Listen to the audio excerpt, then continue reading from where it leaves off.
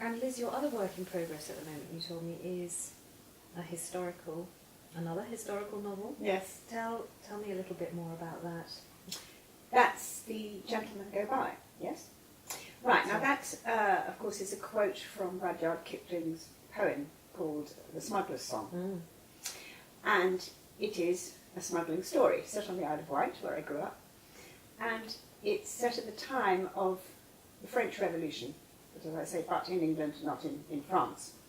But the main character, in fact, is a French aristocrat, and he travels backwards and forwards between England and France. And he, in fact, is the smuggler.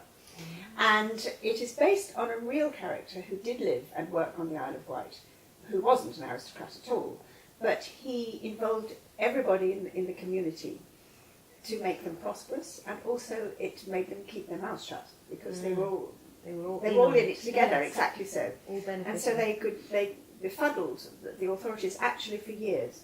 This gang really did operate for years, very successfully, and he made a lot of money for himself and for all the people around about, yes, for the islanders. And I read this story and I thought it would appeal, but When did you read this story? Is it something you grew up with when you were in Isle of Wight, or you discovered it later? I discovered it, and then I read a lot more about it, and I did all the research about how they smuggled and how they did it. And where on the island is there sort of evidence of...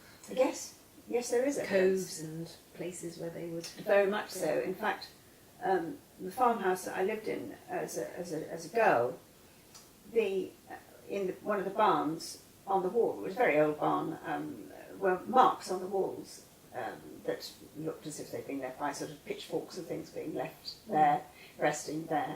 And the man who sold the property to my father took me into the barn one day, and he said, those are over 200 years old, marks on the wall.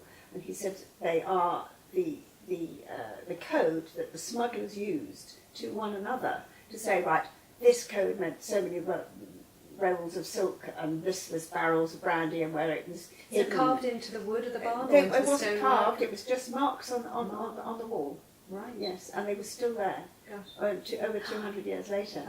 And also below the barn, and they built the barn there on purpose, was the entrance to a secret tunnel that went all the way down to the cove where they brought the goods in, and that was real, and that was true. And so you were meant to write this story. The fact that you were living in proximity to all this amazing history. And I don't know who the smugglers were who created the marks and the tunnel in the house that we lived. There's no evidence that it was this famous smuggler, if I can put it that way, but that was the inspiration behind this story.